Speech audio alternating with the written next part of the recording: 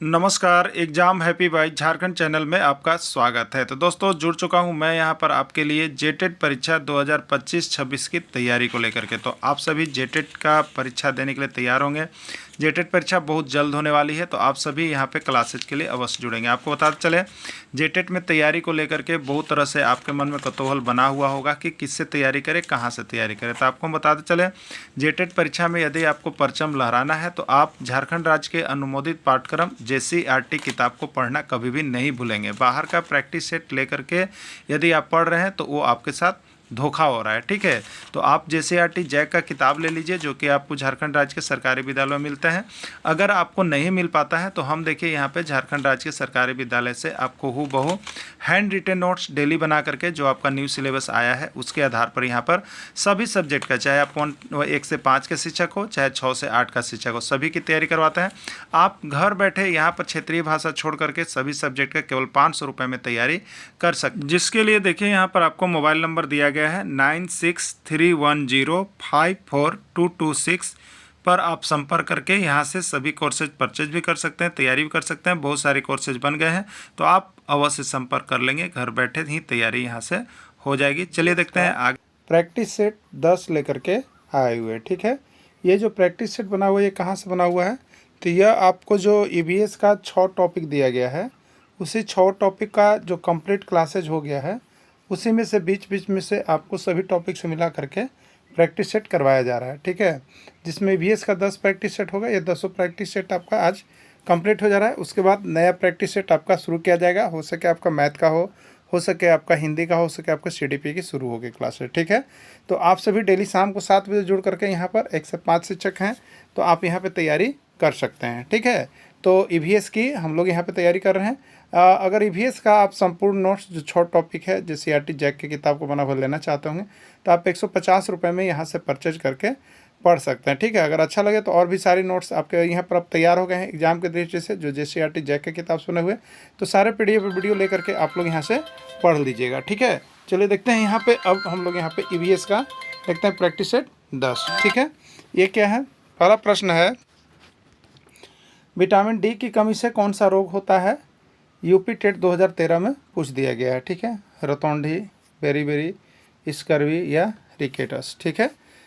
तो vitamin D की कमी से रिकेट्स या सूखा रोग होता है, रिकेट्स या सूखा रोग होता है। देखिए, विटामिन की कमी से जो है, इसका टॉपिक थ्योरी भी दिया गया है, जो नोट्स बने हैं उसमें। तो विटामिन से एक प्रश्न आपका 100% रहेगा, ठीक है। इसको और अच्छी तरह से आप लोग सभी को ले करके देख लीजिएगा।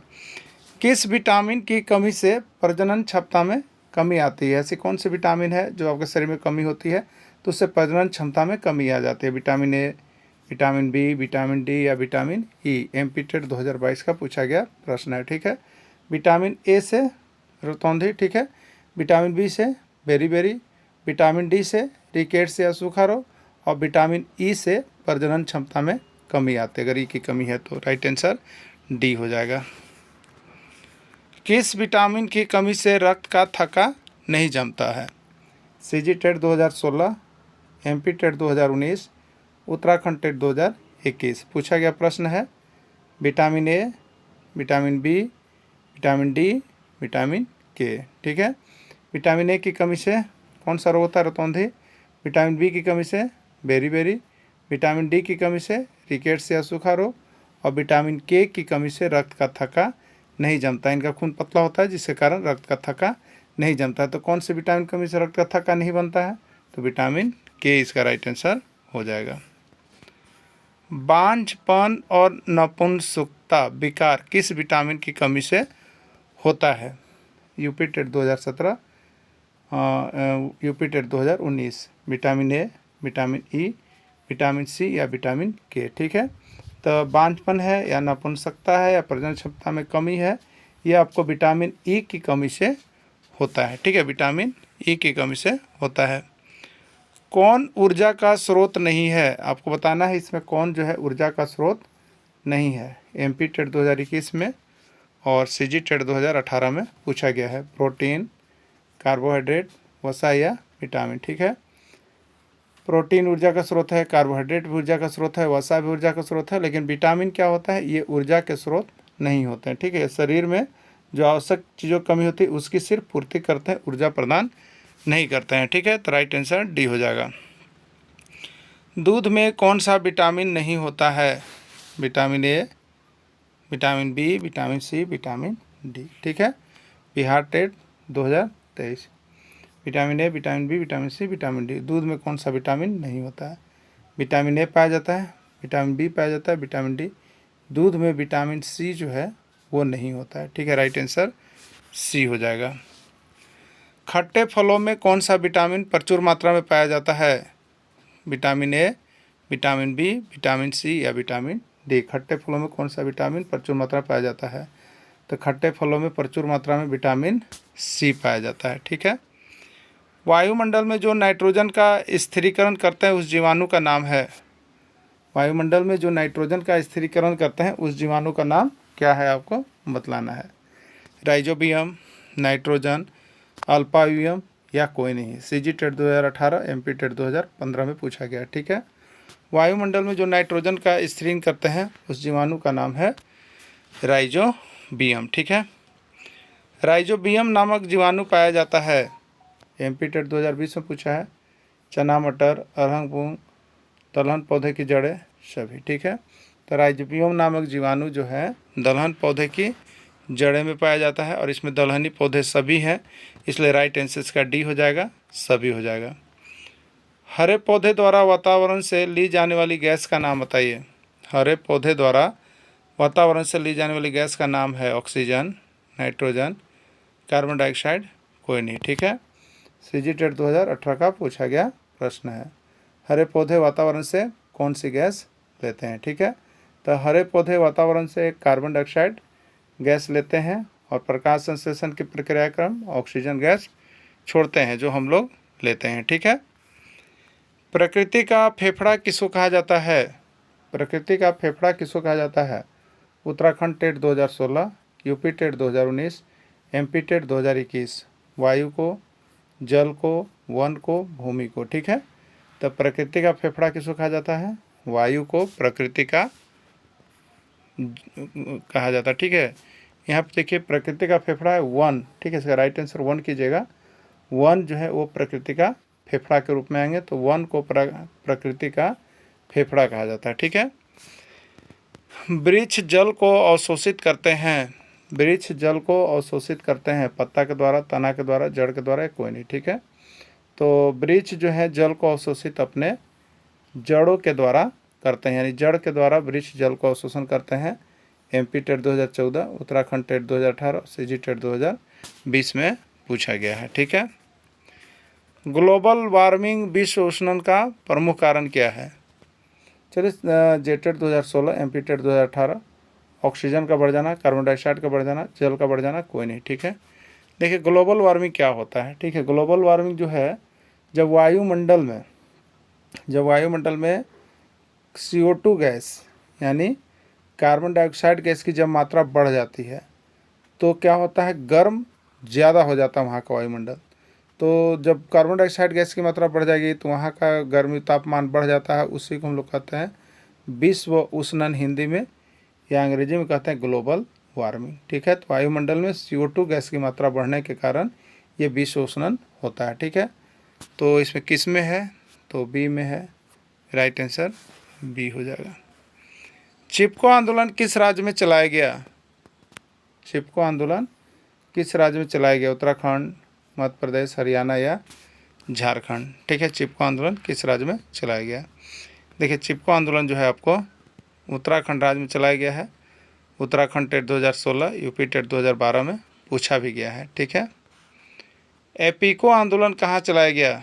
उत्तराखंड, झारखंड, हरियाणा या कर्नाटक? बिहार टेट में पूछा था। तो ये जो चिपको आंदोलन है उत्तराखंड, तो एपीको आंदोलन जो है वो आपका कर्नाटक में है।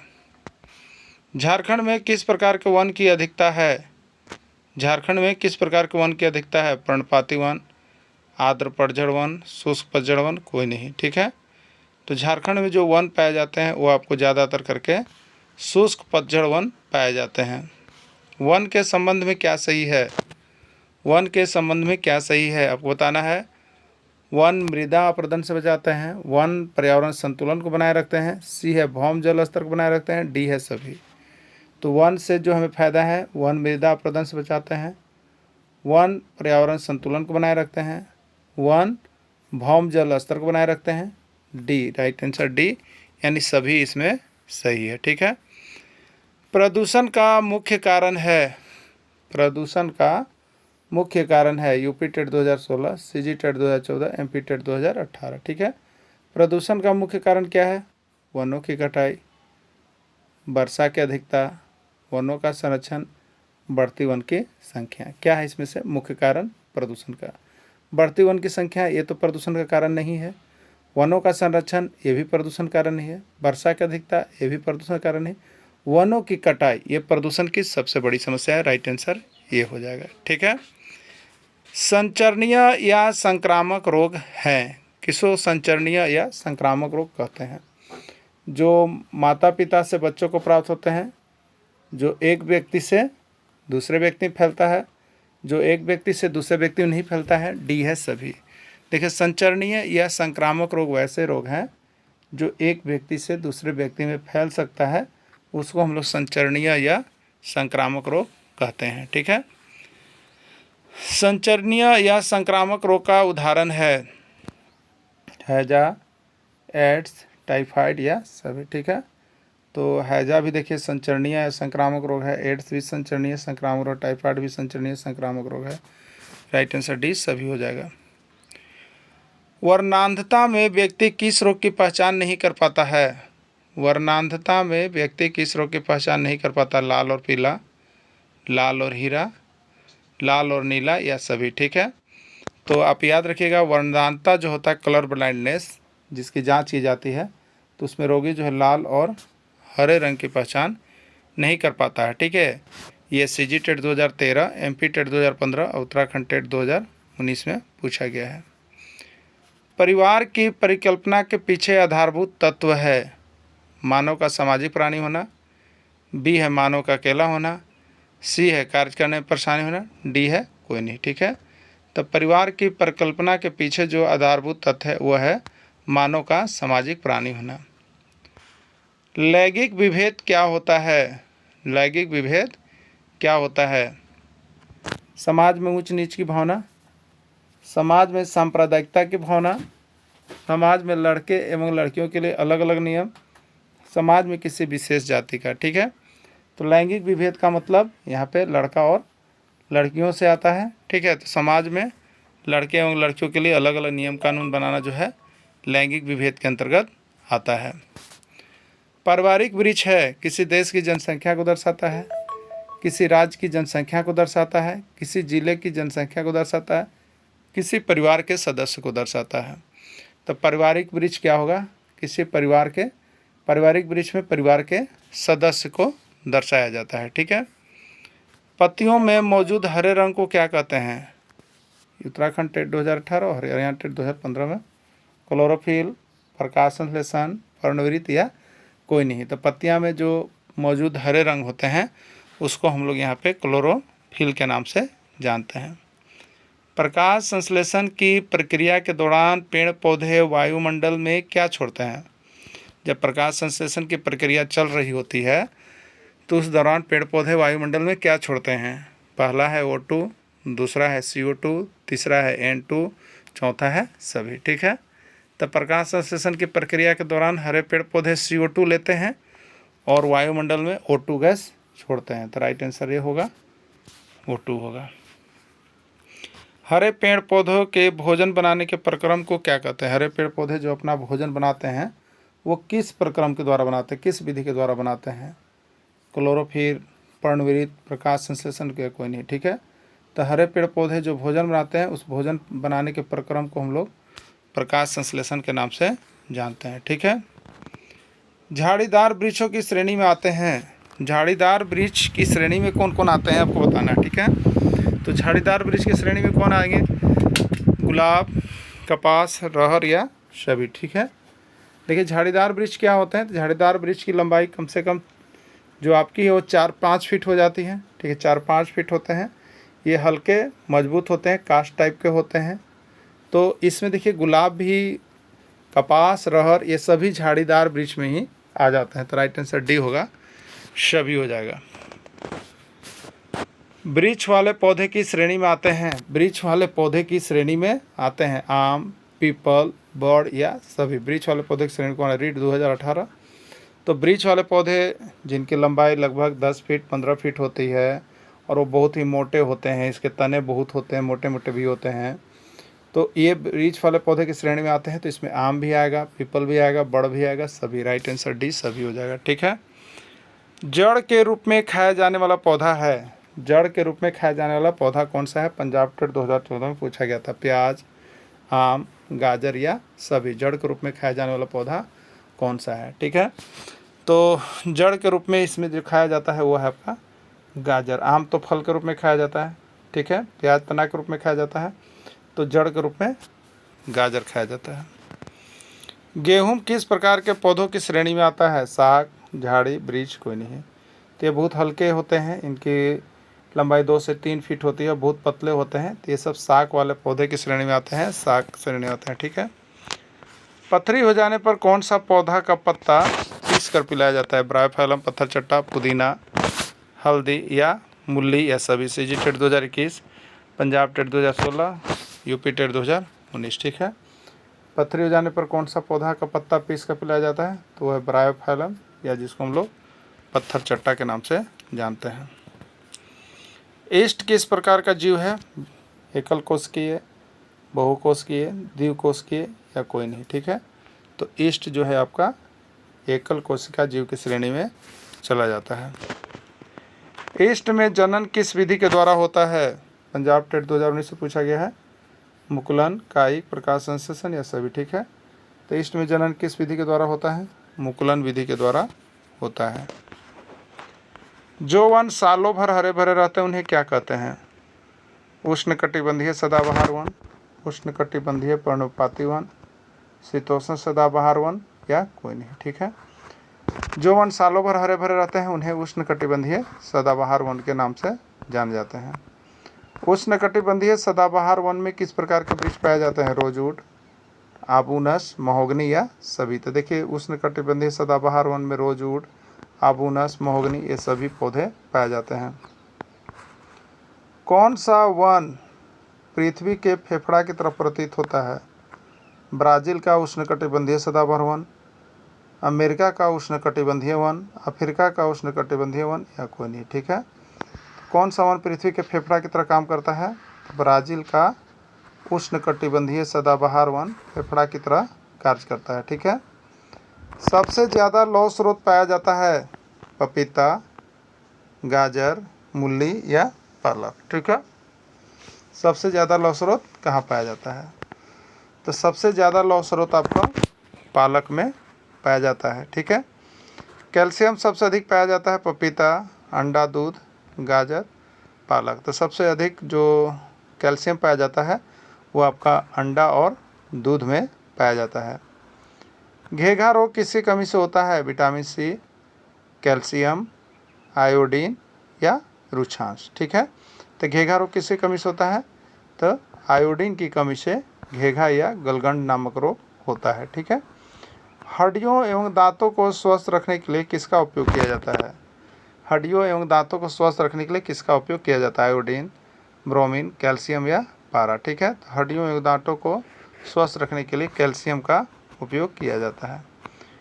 मानव अपनी आवश्यकता की पूर्ति के लिए जो आवास बनाता है कहलाता है? मानव निर्मित आवास, मरुस्थलीय आवास, जलीय आवास या कोई नहीं। ठीक है। मानव अपनी आवश्यकता की पूर्ति के लिए जो आवास बनाता है उसको हम लोग यहाँ पे कहते हैं मानव निर्मित आवास। ठीक है। जो घर लंबी समयावधि के लिए बनाया जाता है उसको कौन सा घर कहते हैं? स्थायी आवास, अस्थायी आवास, दोनों या कोई नहीं। ठीक है।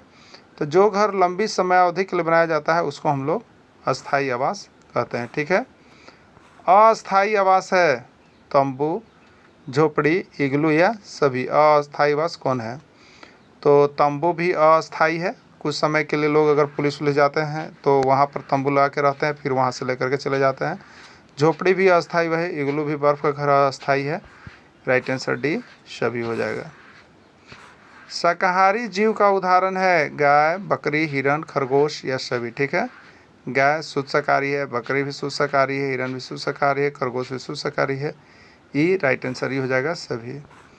इनमें कौन शाकाहारी जीव नहीं है?